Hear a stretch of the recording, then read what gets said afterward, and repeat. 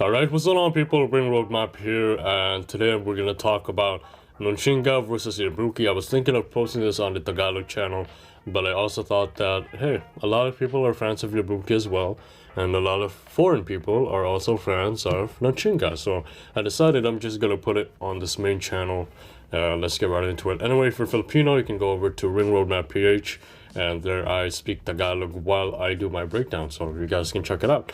So let's first start with the slip counters that Nontshinga tried to do. So he already knew right away that Yabuki was gonna throw his jabs, okay, his stiff jabs, and that's what he looked out for. So he decided to slip and then counter that right away, from the get-go. Okay, so in the first rounds, you can see Yabuki throwing a lot of these stiff jabs already, and in a way, Nontshinga was able to prepare for it, so he just stood in front of Nontshinga with his high guard, and then he decided to throw the counter right hand. So slip outside, counter right hand, as you can see here.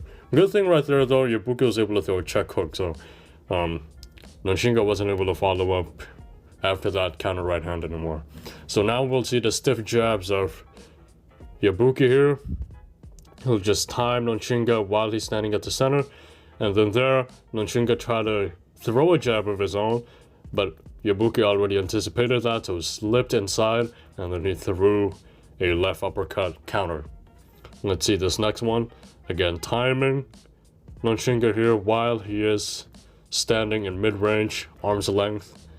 And then there, again, Nontshinga tried to throw a jab of his own, but then he already saw that coming. Yabuki already saw that coming, and then he beat him to the punch with a chopping right hand, which forced Nontshinga to lean back on the back leg and bend at the waist.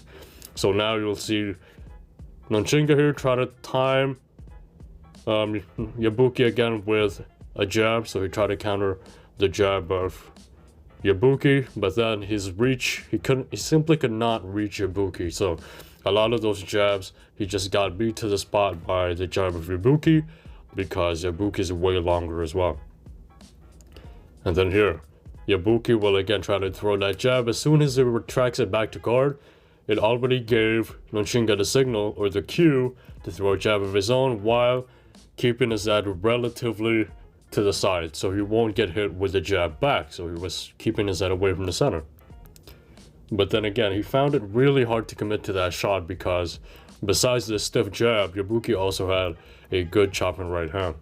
So that's the main thing that we can take away from the early rounds. A lot of jabs, I'd say around round 1 to 3, or rounds 1 to 3, a lot of it were just jabs. So you'll probably find it boring if you're not a fan of like jabbing games, and if you're not a fan of just people throwing jabs at each other. You may find it boring, and I'd understand that. But then later on, you'll start seeing Yabuki here throw some lead right hands, as you can see there.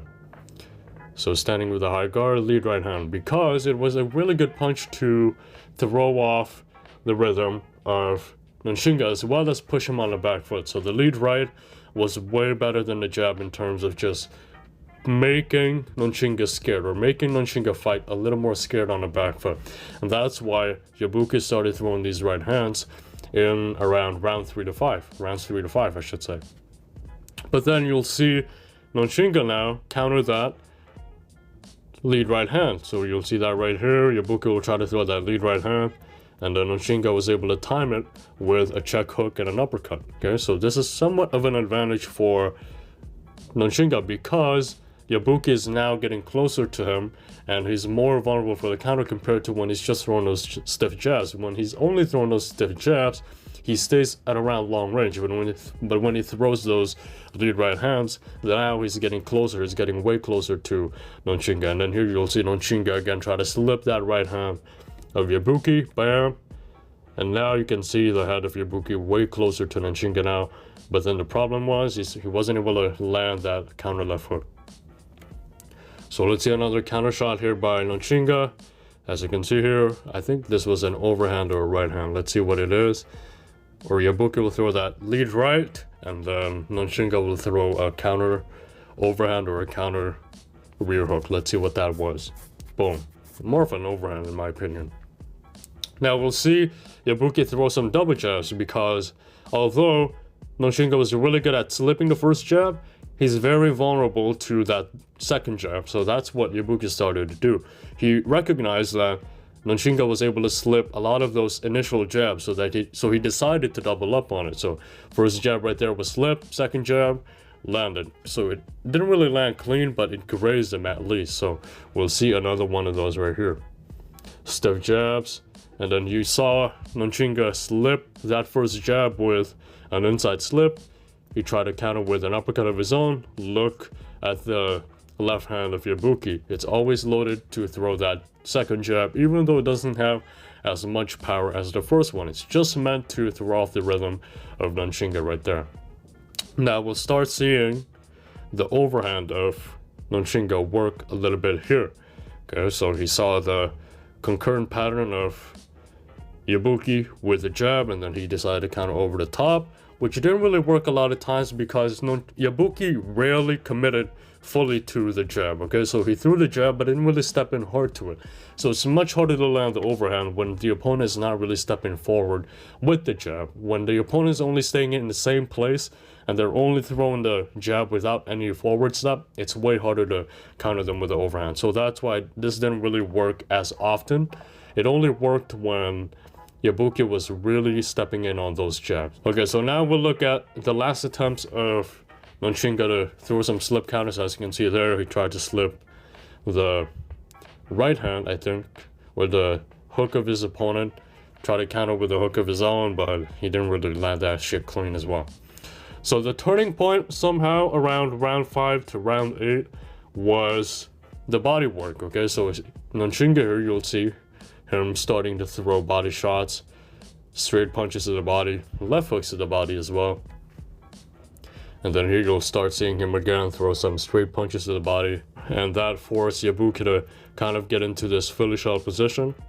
Okay, and then here you'll see that once again Yabuki or Nontshinga was trying to counter him to the body as Yabuki came in, and that forced Yabuki to somewhat have this Philly shell stance right here, which wasn't really his best stance offensively. He works better with a high guard, so this was a good tactic right here.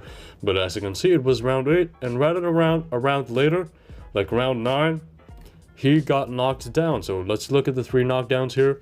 So Yabuki starts with a hook, boom, or not a hook, more of a up jab, I think. Let's see what that was. Yeah, more of an up jab, and then some chopping rights here. That's the first knockdown.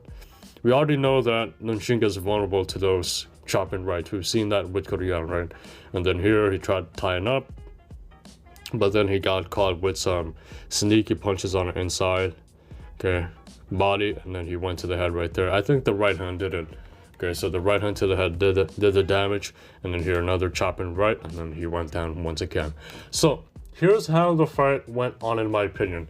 So it started off as a tactical battle of jabs. Okay, Nontshinga was obviously a good jabber as well. It wasn't like Yabuki was the only good jabber between them, but the problem was the timing of Yabuki was much better. Okay, Yabuki landed way more jabs, and then what Nontshinga tried to do, he tried to wait for it and slip and then counter him right away. Nontshinga or Yabuki recognized this, and he decided to let go of the right hand later on because some of his jabs was beginning to get countered by Nontshinga. And then he saw that the right hand was getting countered as well. So what did he do? He allowed Nontshinga to slip the first jab, and then he threw a second jab. So he started doubling up and tripling up on the jab, and then Nontshinga started going to the body, but it was a little bit too late, and that caused him to get caught with a series of chopping rights at the end of the fight, and that's what ultimately ended him.